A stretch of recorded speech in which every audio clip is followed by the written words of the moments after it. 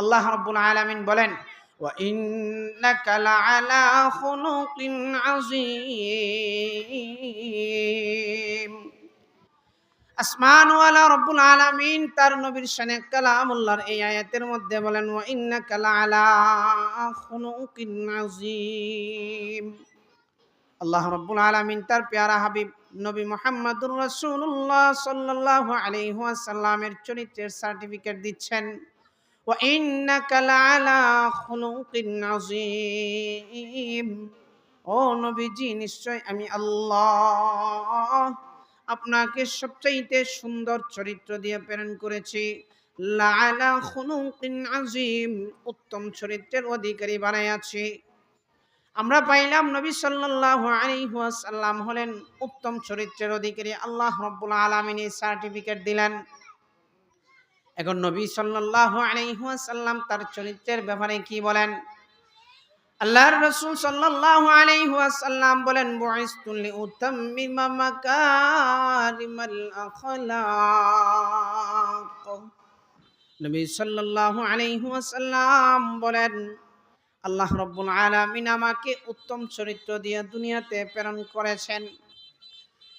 আয়াতের মধ্যে আল্লাহ রাব্বুল আলামিন বলেন, নবী সাল্লাল্লাহু আলাইহি ওয়াসাল্লাম হচ্ছেন খুলুকে আযীমের সত্ত্বাধিকারী, অর্থাৎ সবচাইতে সুন্দর চরিত্রের অধিকারী। আল্লাহ রাসূল নিজেও বললেন যে আল্লাহ রাব্বুল আলামিন আমাকে উত্তম চরিত্র দিয়া দুনিয়ার জমিনে প্রেরণ করেছেন। এখন আমরা কিভাবে বুঝতে পারি যে রাসূল সাল্লাল্লাহু আলাইহি ওয়াসাল্লাম আসলেই ছিলেন উত্তম চরিত্রের অধিকারী? দুনিয়ার জমিনে আমরা যখন কোনো ঘটনা শুনি যে অমুক সাহেব এই ছিলেন সেই ছিলেন, আমরা হয়তো এক পর্যায়ে গিয়ে মেনে নেই, কিন্তু তারপরেও মনের মধ্যে প্রশ্ন থেকে যায়, আসলেই কি তিনি এমন চরিত্রের অধিকারী ছিলেন?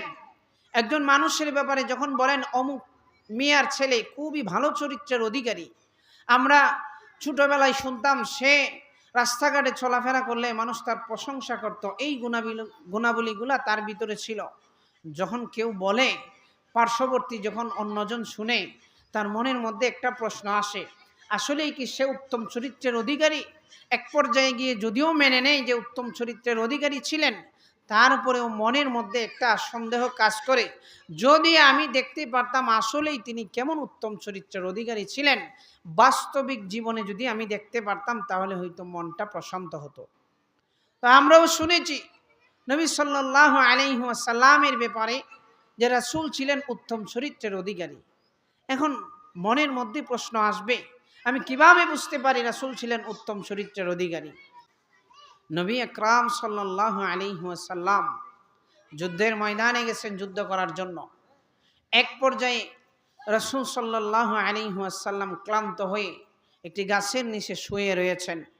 এমত অবস্থায় এক কাফির রাসূলুল্লাহ সাল্লাল্লাহু আলাইহি ওয়াসাল্লামের সামনে আসলো।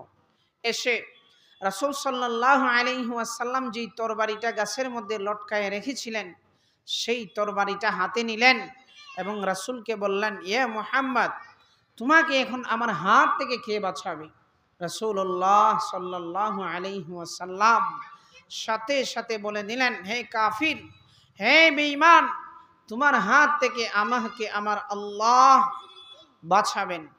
এই কথা বলার সাথে সাথেই ওই কাফিরের হাত থেকে তরবারিটা মাটির মধ্যে পড়ে গেল। রাসূলুল্লাহ সাল্লাল্লাহু আলাইহি ওয়াসাল্লাম তখন সেই তরবারিটা হাতে নিলেন। নেওয়ার পরে বলতেছেন, হে কাফির, এখন তুমি বলো তোমাকে আমার হাত থেকে কে বাঁচাবে?